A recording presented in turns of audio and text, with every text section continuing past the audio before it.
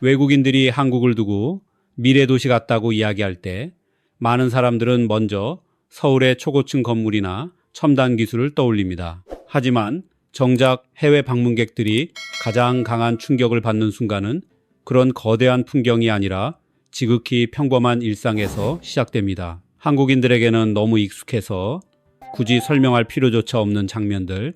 그러나 외국인들은 그런 모습을 마주하는 순간 발걸음을 멈추고 의문을 품습니다. 어떻게 이런 일이 아무렇지 않게 이루어질 수 있을까? 왜 누구도 불편함을 느끼지 않는 걸까? 과연 한국 사람들의 일상에는 어떤 특별함이 숨어 있기에 많은 이들이 이 나라를 미래도시라고 부르는 것일까요? 서울에 도착한 첫 번째 저녁, 저는 아파트 입구 앞에서 무심코 이런 말을 내뱉고 말았습니다. 정말 여기가 2050년의 도시입니까? 비행기에서 내린 지 얼마 지나지 않은 시점이었습니다. 아직 유명 관광지도 제대로 둘러보지 못했는데 이상하게도 머릿속에는 이미 미래라는 단어가 떠오르고 있었습니다. 사실 출국 전까지 저는 그런 평가를 선뜻 믿지 않았습니다. 인터넷에서는 한국이 미래에 먼저 도착한 나라라거나 서울이 이미 2050년을 살고 있다는 식의 이야기가 자주 보였습니다. 외국인들이 한국의 일상을 보고 놀란다는 글도 어렵지 않게 찾을 수 있었죠. 하지만 솔직히 말하면 과장처럼 느껴졌습니다. 제가 상상하던 미래 도시는 훨씬 거창했습니다. 하늘을 나는 자동차, 사람 대신 움직이는 안내 로봇, 밤낮 없이 빛나는 거대한 전광판, 그리고 구름 높이 솟은 유리 건물들. 그런 장면이라면 미래 도시라는 표현이 어울릴 것이라고 생각했습니다. 그런데 이상하게도 한국을 다녀온 사람들은 그런 이야기를 거의 하지 않았습니다. 누군가는 버스 정류장을 이야기했고 또 다른 사람은 아파트를 언급했습니다. 어떤 이는 택배 상자나 횡단보도를 예로 들었습니다. 저는 그 이유를 도무지 이해할 수 없었습니다. 버스 정류장과 아파트가 어떻게 미래라는 것일까요? 독일에도 체계적인 대중교통 시스템이 존재합니다. 주거 환경 역시 잘 갖춰져 있습니다. 오랜 세월 축적된 도시 운영 경험과 공공 서비스에 대한 자부심도 적지 않습니다. 그래서 한국이 발전한 나라라는 점은 인정하면서도 미래 도시라는 표현에는 선뜻 동의하기 어려웠습니다. 서울에는 제 손주 부부가 살고 있었습니다. 한국에서 직장을 다니며 아파트 단지에서 아이를 키우고 있었죠. 손주는 영상 통화를 할 때마다 한국에 꼭 와보라고 권했습니다. 그럴 때마다 저는 웃으며 물었습니다. 정말 그렇게 특별하단 말이냐? 한국에 가면 로봇이 커피라도 갖다 주는 거니? 그러면 손주는 늘 비슷한 대답을 했습니다. 할아버지, 그런 게 아니에요. 진짜 놀라운 건 사람들이 매일 사용하는 것들이에요. 그 말은 한국행 비행기에 오르는 순간까지도 완전히 이해되지 않았습니다. 매일 사용하는 것이 어떻게 놀라울 수 있을까요? 특별한 것은 흔하지 않고 흔한 것은 특별하지 않다고 생각했기 때문입니다. 제 옆자리에 앉아있던 아내 엘리자베트는 여행 안내 책자를 넘기며 웃었습니다. 당신은 또 도시를 평가하러 가는 사람 같네요. 이번 여행은 손주를 만나러 가는 거예요. 저 역시 웃었지만 마음 한구석에는 호기심이 남아 있었습니다. 과연 한국은 정말 미래 도시일까? 아니면 단지 빠르고 편리한 나라에 붙여진 별명일 뿐일까? 그 답은 공항의 웅장한 천장이 아니라 예상하지 못했던 아주 평범한 문 앞에서 시작되었습니다. 인천공항에 도착했을 때 가장 먼저 느낀 것은 규모가 아니었습니다. 오히려 모든 흐름이 자연스럽게 이어진다는 점이 인상적이었습니다. 보통 긴 비행 끝에 낯선 나라에 도착하면 잠시 멈칫하게 됩니다. 어디로 이동해야 할까? 짐은 어디서 찾을까? 환승은 어느 방향일까? 수많은 질문이 머릿속을 스쳐 지나가기 마련입니다. 그런데 그곳에서는 다음 행동이 계속 눈앞에 나타났습니다. 천장에 달린 안내판, 바닥에 표시된 동선, 벽면을 따라 이어지는 화살표가 자연스럽게 길을 이끌었습니다. 마치 공항이 직접 말을 거는 듯 했습니다. 이쪽으로 오세요. 이제 다음은 여기입니다. 낯선 나라를 찾은 외국인 노부부가 길을 잃을 틈이 거의 없었습니다. 속으로 감탄은 했지만 일부러 크게 놀라지는 않았습니다. 국제공항이라면 충분히 구현할 수 있는 수준이라고 생각했기 때문입니다. 인천공항이 세계적으로 높은 평가를 받는다는 이야기도 이미 들어 알고 있었습니다.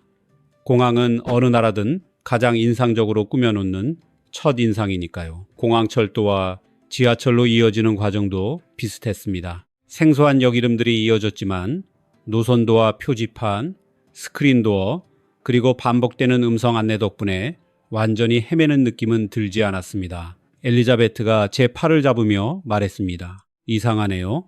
처음 방문한 나라인데도 계속 누군가가 다음 행동을 알려주는 것 같아요. 저는 고개를 끄덕이며 답했습니다. 공항과 지하철은 원래 대도시가 신경 쓰는 부분이지 진짜 모습은 생활 공간에서 드러나는 거야. 그때까지도 저는 미래 도시라는 평가에 완전히 설득되지는 않았습니다. 좀 더 놀라운 장면이 있어야 한다고 생각했으니까요. 손주 부부는 서울 쪽에서 차를 몰고 우리를 맞이하러 왔습니다. 반가운 인사를 나눈 뒤 짐을 싣고 곧장 아파트 단지로 향했습니다. 창밖으로는 높은 건물과 넓은 도로, 수많은 간판과 아파트 단지가 이어졌습니다. 분명 활기차고 빠른 도시라는 느낌은 있었지만 그것만으로는 특별하게 느껴지지 않았습니다. 그러다 단지 입구에 도착했을 때 예상치 못한 일이 벌어졌습니다. 차가 진입로에 가까워지자 차단기가 부드럽게 올라간 것입니다. 손주는 창문을 내리지 않았습니다. 경비실에 말을 건 것도 아니었습니다. 버튼을 누른 적도 없었습니다.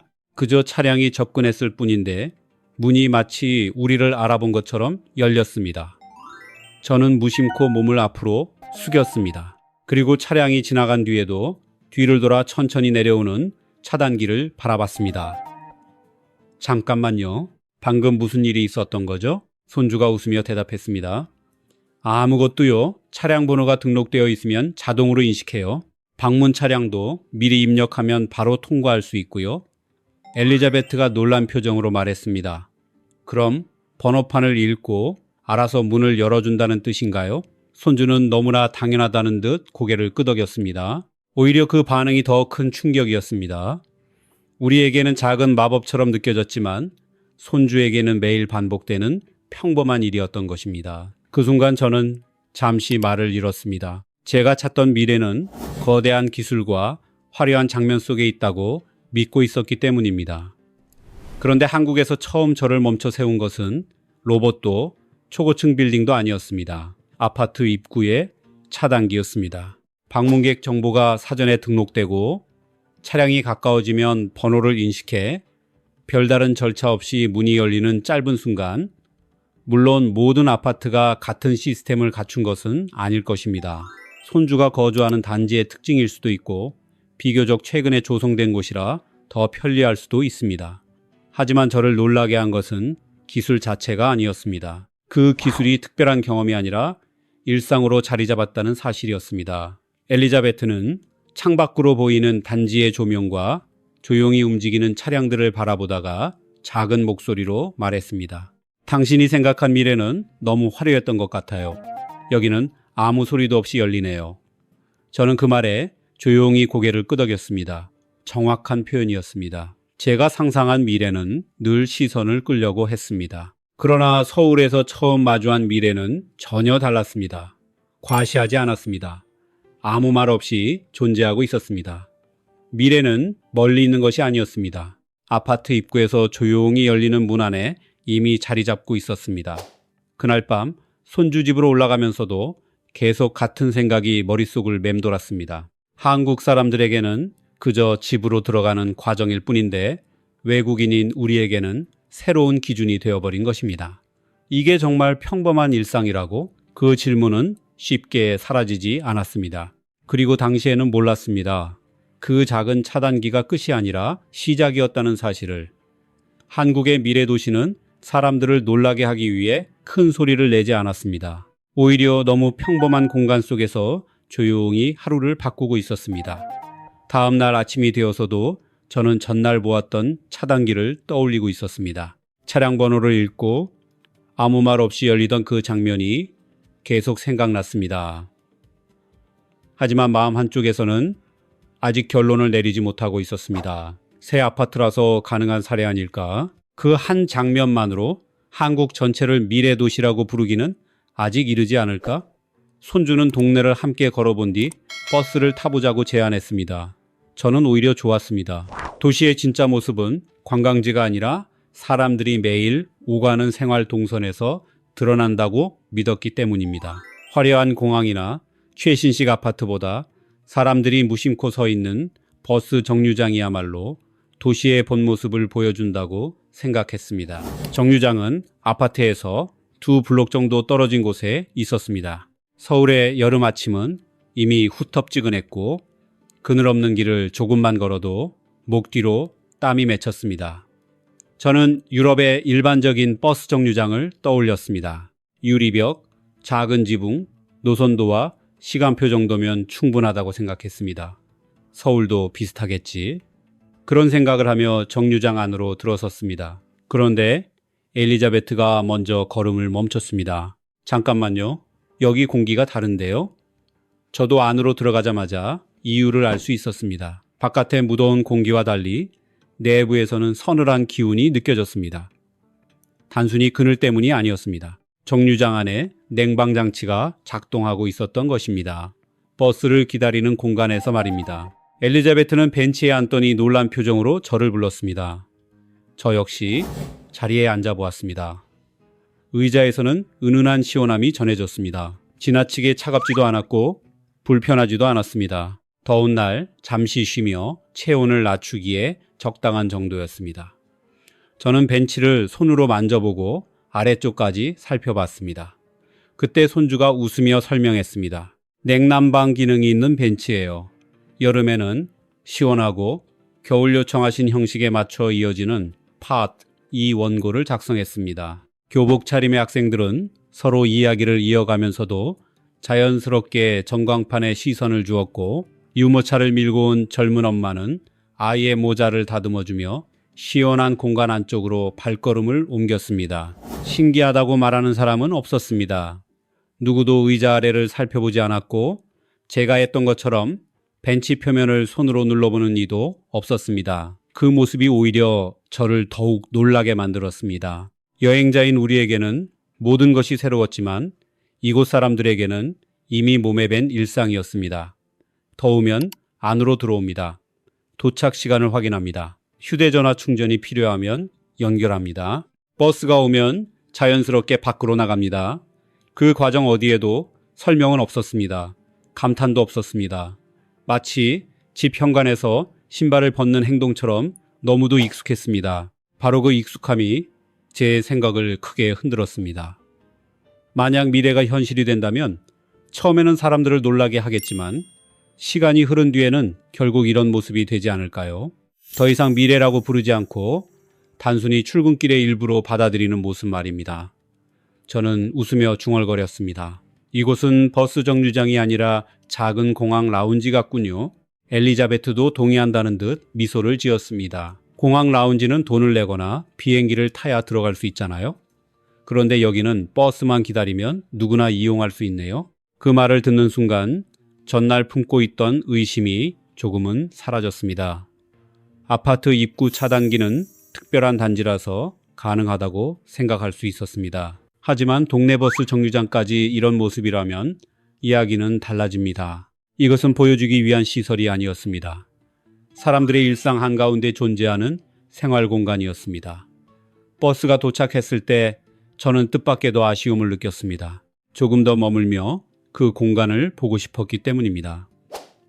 차량에 올라 자리에 앉은 뒤에도 한동안 창밖에서 시선을 떼지 못했습니다. 새로운 사람들이 정류장 안으로 들어가고 화면을 확인하고 아무렇지 않게 기다리는 모습이 계속 보였습니다.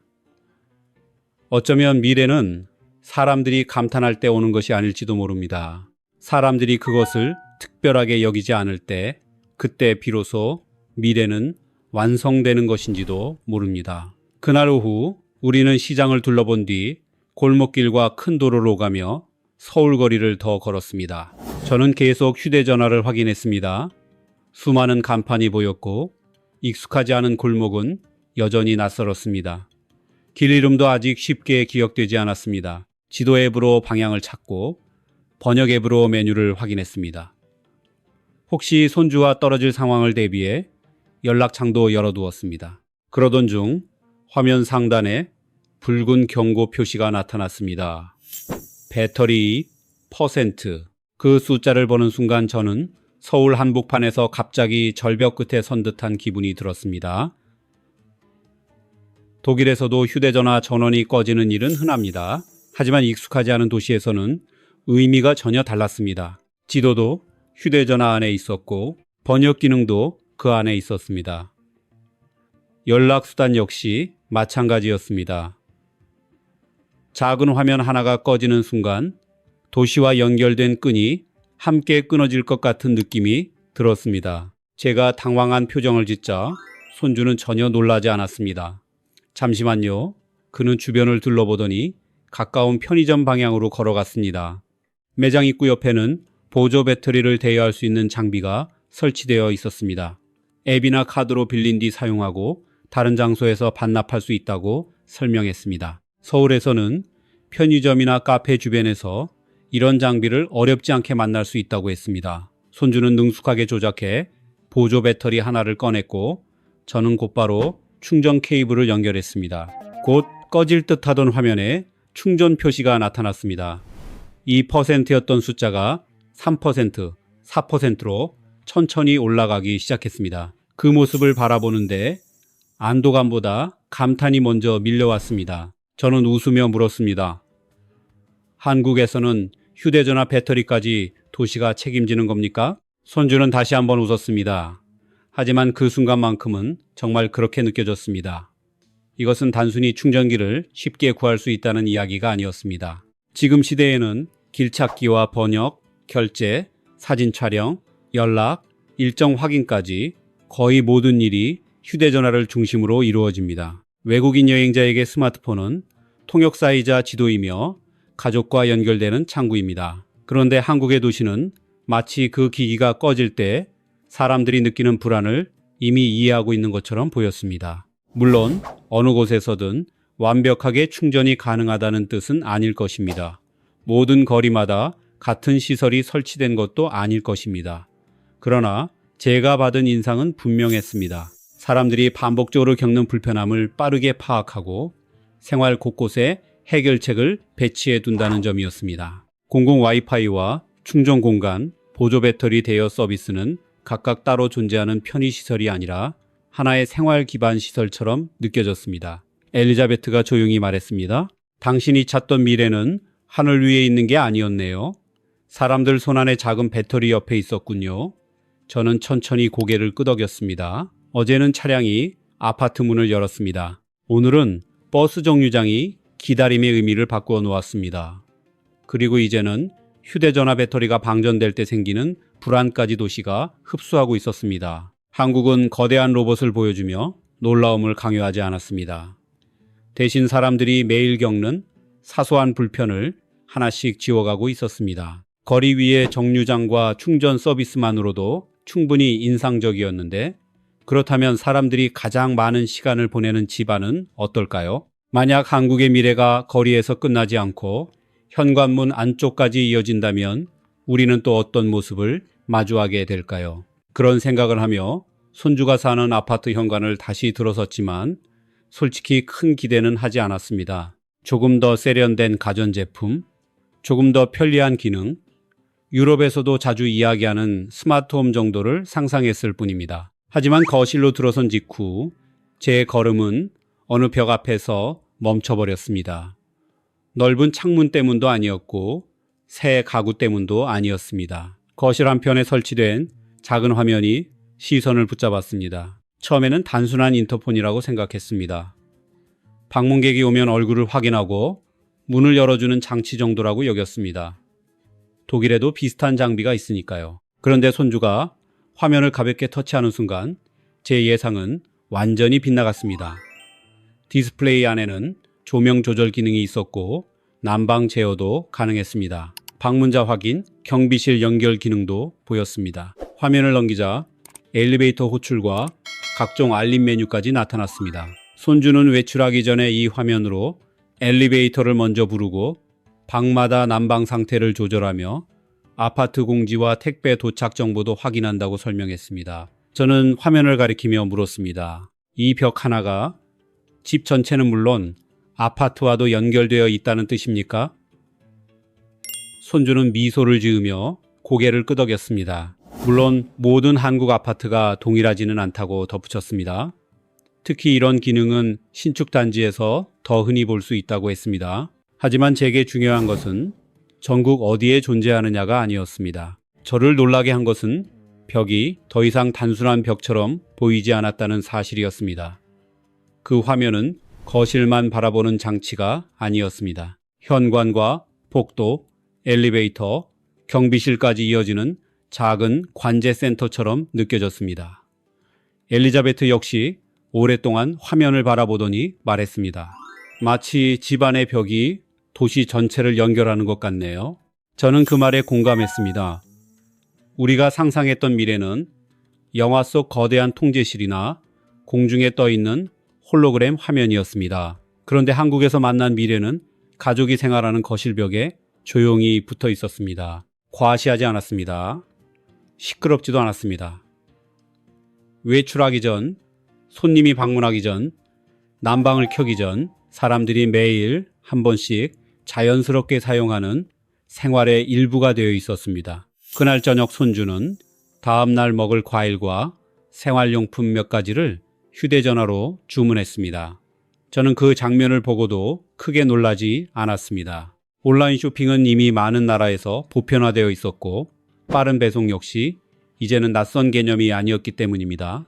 그래서 속으로 생각했습니다. 그저 편리한 쇼핑 이야기겠구나. 하지만 진짜 놀라움은 다음날 아침 현관문을 열었을 때 시작됐습니다.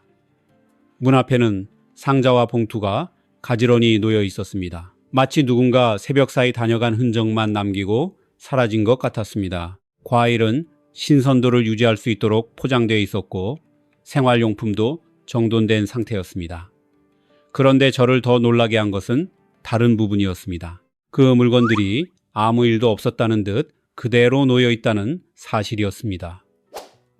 저는 반사적으로 물었습니다. 문 앞에 두고 갔는데 그대로 남아 있었다고요? 손주는 이 단지에서는 공동 현관 보안과 출입 체계, 도착 알림 시스템, 그리고 주민들 사이의 신뢰가 함께 작동한다고 설명했습니다. 월패드가 택배를 직접 관리하는 것은 아니었습니다. 방문자를 확인할 수 있는 주거 시스템, 외부인의 출입을 제한하는 공동 현관, 배송 완료 알림, 그리고 문 앞 배송을 자연스럽게 받아들이는 생활 문화, 그 모든 요소가 겹쳐져 이런 풍경을 만든다는 것이었습니다. 저는 상자를 집 안으로 옮기며 묘한 감정을 느꼈습니다. 이것은 단순히 밤에 주문하고 아침에 받는 속도의 문제가 아니었습니다. 빠르다는 말만으로는 설명할 수 없었습니다. 더 인상적이었던 것은 물건이 집 앞까지 도착한 뒤에도 그 경계에서 신뢰가 멈추지 않았다는 사실이었습니다. 거실의 벽은 아파트 전체와 연결되어 있었고 현관문 앞에는 보이지 않는 약속이 놓여 있었습니다. 한국의 미래는 화면 속에서 끝나는 것이 아니라 문 앞에 놓인 상자 하나까지 이어지고 있었습니다. 저는 현관 앞에 택배를 바라보며 속도보다 조용함을 먼저 느꼈습니다. 문을 열기 전까지 집안은 평소와 다르지 않았습니다. 복도 역시 고요했습니다. 하지만 그 조용한 문 하나 바깥에는 주문 확인과 배송 과정, 출입 통제와 주민들의 신뢰가 동시에 존재하고 있었습니다. 그 상자는 단순한 물건이 아니었습니다. 이 생활권에서는 서로의 문 앞을 함부로 침범하지 않는다는 믿음의 상징처럼 보였습니다. 엘리자베트는 과일 봉투를 들고 한동안 말이 없었습니다. 낯선 나라에서 현관 앞에 놓인 물건이 그대로 남아있다는 사실은 단순히 치안이 좋다는 표현만으로 설명하기 어려웠습니다. 사람들은 바쁘게 살아갑니다. 배송은 빠르게 움직입니다. 아파트 시스템은 알림을 보냅니다.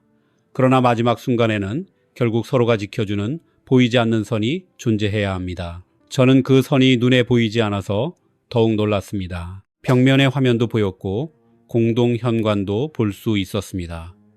하지만 택배를 건드리지 않는 마음은 보이지 않았습니다. 그럼에도 바로 그 보이지 않는 마음이 이 풍경을 완성하고 있었습니다. 엘리자베트가 상자를 안으로 들이며 말했습니다.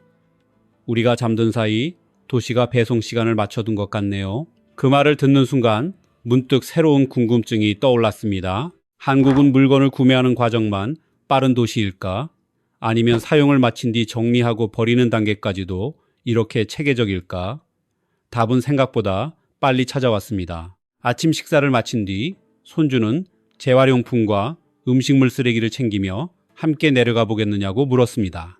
저는 웃었습니다. 독일 사람에게 분리수거장을 보여주겠다는 제안이 조금은 재미있게 들렸기 때문입니다. 독일 역시 분리배출 문화가 매우 발달한 나라입니다. 종이와 유리, 플라스틱, 보증금병은 오래전부터 생활 속 질서로 자리 잡고 있었습니다. 그래서 한국의 재활용 공간을 본다고 해서 크게 놀랄 일은 없을 것이라 생각했습니다.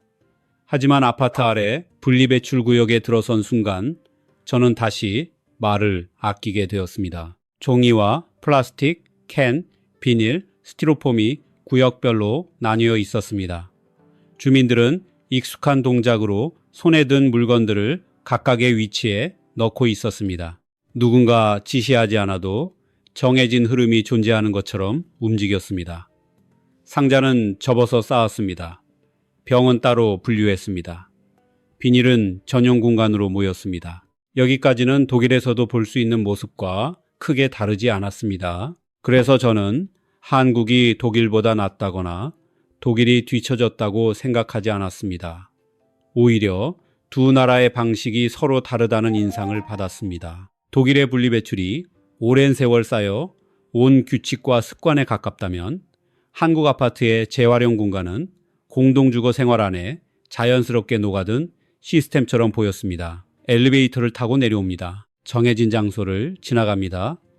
정리하고 다시 집으로 올라갑니다. 그 짧은 동선 안에 생활의 질서가 포함되어 있었습니다. 그리고 음식물 쓰레기 배출구 앞에서 그 차이는 더욱 선명하게 드러났습니다. 손주는 작은 카드 또는 태그를 인식 장치에 갖다 댔습니다. 뚜껑이 열렸습니다. 음식물 쓰레기를 넣자 무게가 화면에 표시되었습니다. 배출한 주민정보와 배출량이 기록되고 버린 양에 따라 수수료가 산정되는 방식이라고 설명했습니다. 음식물 쓰레기 한 봉투를 처리하는 과정도 단순하지 않았습니다. 카드나 태그를 한번 인식시키면 곧바로 무게가 측정되고 데이터가 저장되며 비용까지 연결되는 구조였습니다. 그 모습을 보던 엘리자베트가 조용히 말했습니다. 한국은 물건을 구매하는 과정만 빠른 나라가 아니군요. 버리는 과정까지도 체계 안에 들어가 있네요. 정말 그 말 그대로였습니다. 전날 밤 손주는 휴대전화로 필요한 물건을 주문했습니다. 그리고 다음 날 새벽 그 물건들은 현관 앞까지 도착했습니다. 하지만 이야기는 거기서 끝나지 않았습니다. 음식을 먹고 포장을 뜯고 사용을 마친 뒤 남은 것들은 다시 재활용 공간과 음식물 처리 시스템으로 이어졌습니다. 구매하는 순간, 배송받는 순간, 사용하는 순간, 그리고 폐기하는 순간, 그 모든 과정이 따로 흩어져 존재하는 것이 아니었습니다. 한국의 공동주택 생활 안에서는 하나의 흐름처럼 자연스럽게 연결되어 있었습니다. 제가 감탄한 이유는 재활용 공간이 화려했기 때문이 아니었습니다. 오히려 너무 평범했기 때문입니다. 슬리퍼를 신고 내려온 주민들, 봉투를 손에 든 사람들, 아이를 데리고 잠시 들른 부모들, 그저 일상의 한 장면이었습니다. 그런데 바로 그런 공간 안에 작은 디지털 시스템이 녹아 있었습니다. 사람들이 가장 귀찮아하고 자꾸 미루고 싶어하며 매일 반복해서 마주하는 일까지도 체계적으로 관리되고 있었습니다. 그 모습을 바라보며 저는 다시 한번 생각했습니다. 한국이 보여주는 미래는 거대한 기계가 사람들 앞에서 화려하게 움직이는 모습이 아니었습니다. 버스를 기다리는 시간은 정보가 되었습니다. 휴대전화 배터리에 대한 불안은 충전 인프라로 바뀌었습니다. 거실의 벽은 아파트 전체와 연결되었습니다. 문 앞 배송은 신뢰를 기반으로 작동했습니다. 그리고 이제는 쓰레기를 버리는 행위조차 기록과 관리 체계 안으로 들어와 있었습니다. 재활용 공간을 나와 엘리베이터 방향으로 걸어가던 중 저는 단지 밖에 있는 횡단보도를 바라보았습니다. 문득 궁금해졌습니다. 집안과 현관 앞 그리고 쓰레기장까지 도시가 사람들의 행동을 따라가고 있다면 길을 건너는 경험은 어떻게 달라져 있을까? 그때는 알지 못했습니다. 잠시 뒤 신호등의 빛마저 사람들의 시선 높이가 아니라 발밑으로 내려와 있다는 사실을 보게 될 줄은 말입니다. 재활용장을 나와 밖으로 향했을 때는 저녁이 가까워진 시간이었습니다. 하늘에는 아직 약간의 밝음이 남아 있었지만 건물마다 하나둘 조명이 켜지고 있었습니다. 거리에는 퇴근하는 사람들과 산책을 나온 사람들이 뒤섞여 움직이고 있었습니다. 저는 조금 전까지 보았던 음식물 처리 장치를 계속 떠올리고 있었습니다. 사는 것부터 버리는 것까지 하나의 체계로 연결되는 도시, 그 정도면 이미 충분히 놀랐다고 생각했습니다. 그런데 이상하게도 한국은 제가 익숙해질만 하면 또 다른 장면을 보여주었습니다. 우리는 큰 도로 앞 횡단보도에 멈춰 섰습니다. 처음에는 평범한 길처럼 보였습니다. 차량들이 오가고 있었고 사람들은 신호를 기다리고 있었습니다. 맞은편에는 버스 정류장과 편의점 불빛이 보였습니다. 독일에서도 흔히 볼 수 있는 풍경과 다르지 않았습니다. 저는 자연스럽게 고개를 들어 신호등을 확인하려 했습니다. 그런데 먼저 눈에 들어온 것은 위쪽이 아니라 아래쪽이었습니다. 발밑에서 붉은 빛이 길게 이어지고 있었습니다. 처음에는 단순한 조명 장식이라고 생각했습니다. 보도에 설치된 일반적인 조명 정도로 여겼던 것입니다. 하지만 자세히 보니 달랐습니다. 바닥에 설치된 빛은 위쪽 보행 신호와 연동되어 움직이고 있었습니다. 붉은색으로 빛나던 선은 신호가 바뀌자 곧바로 초록색으로 변했습니다. 저는 다시 위를 보고 다시 아래를 보았습니다. 그리고 무심코 말을 꺼냈습니다. 신호등이 땅으로 내려왔군요. 손주는 웃으며 설명했습니다. 요즘은 이런 바닥형 보행 신호나 안내 장치가 여러 지역에 설치되고 있다고 했습니다. 스마트폰 화면을 보며 걷는 사람들, 키가 작은 어린이들, 야간에 신호를 놓치기 쉬운 보행자들을 위한 장치라는 것이었습니다. 어떤 장소에서는 차량 접근 경고 기능이나 야간 보행자 가시성을 높이는 설비도 함께 운영된다고 했습니다. 설명을 듣자 처음에는 오래된 생각이 떠올랐습니다. 길을 건널 때는 원래 고개를 들어 신호를 보는 것이 맞지 않을까? 휴대전화를 보며 걷는 습관까지 도시가 배려해야 하는 걸까? 아이들에게 신호등을 잘 보라고 가르치는 것이 먼저 아닌가? 그런 생각들이 머릿속을 스쳐 지나갔습니다. 하지만 바로 그 순간 오늘 하루 동안 보았던 장면들이 하나로 연결되기 시작했습니다.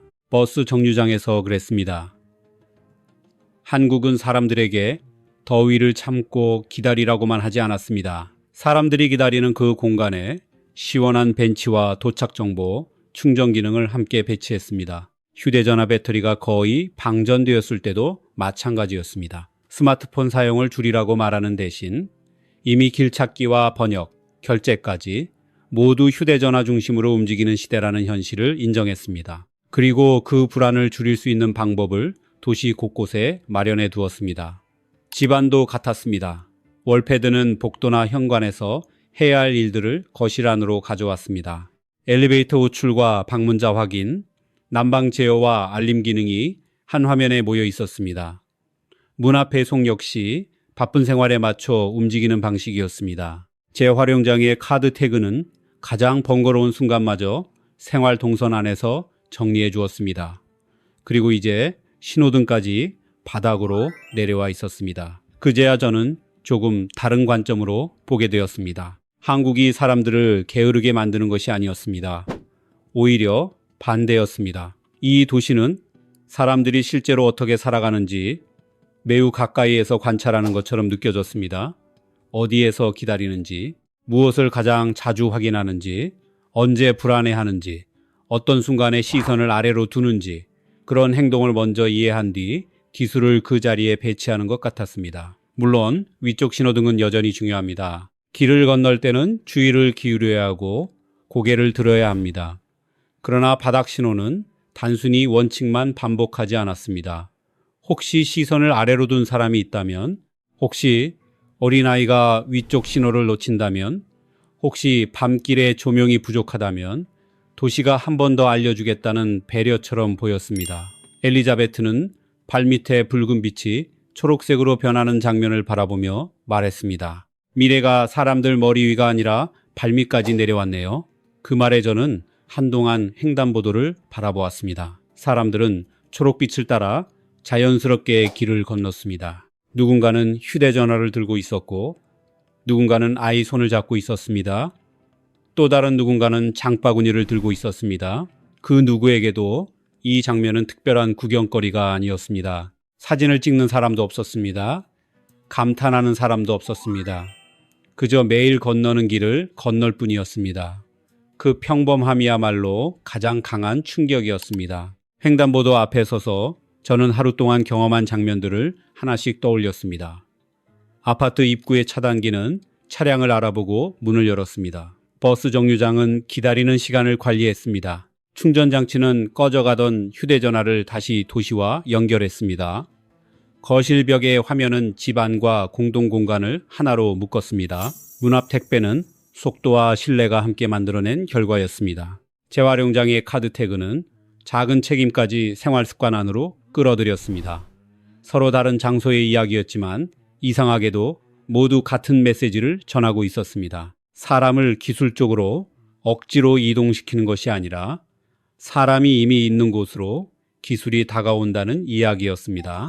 그래서 바닥 신호등은 마치 마지막 퍼즐처럼 느껴졌습니다. 위에 있던 빛이 아래로 내려온 것처럼 한국에서 만난 여러 시스템도 연구소나 전시관이 아니라 정류장과 현관, 복도와 재활용장, 횡단보도까지 내려와 있었습니다. 그제야 전날부터 쌓여온 감탄이 하나의 답으로 연결되는 느낌이 들었습니다.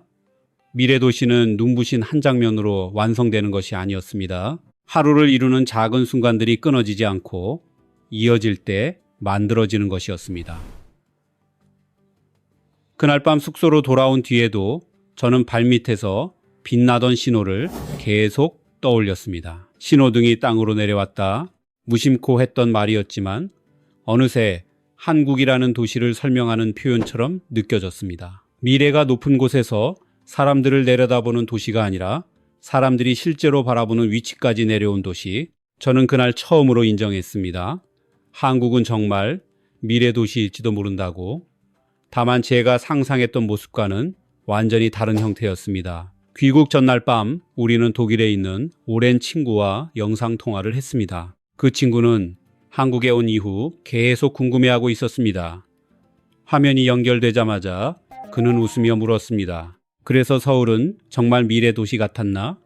길거리에서 로봇이 커피라도 가져다 주던가? 저도 웃음을 터뜨렸습니다. 예전의 저였다면 초고층 건물이나 화려한 전광판, 빠른 지하철 이야기를 먼저 꺼냈을지도 모릅니다. 하지만 그 순간 떠오른 것은 전혀 다른 장면들이었습니다. 더운 날 벤치에 앉았을 때 은은한 냉기가 올라오던 버스 정류장, 벽 하나로 방문자 확인과 난방 조절, 엘리베이터 호출이 가능했던 손주의 아파트 화면, 그리고 새벽 사이 현관 앞에 조용히 놓여있던 택배 상자, 누군가 밤사이 도시를 가로질러 물건을 전달했고 아침까지 그대로 남아있던 그 풍경, 재활용장에서 카드 태그를 인식시키고 음식물 쓰레기를 버리던 순간도 떠올랐습니다. 무게가 기록되고 사용량이 저장되며 버리는 일마저 생활 시스템 안에 포함되어 있던 모습이었습니다. 마지막으로 생각난 것은 바닥 신호등이었습니다.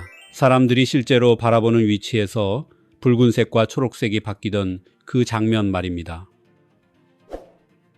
저는 친구에게 말했습니다. 로봇은 보지 못했네. 대신 미래가 아주 평범한 곳에 있더군. 친구는 이해하지 못한 듯 웃었습니다. 그래서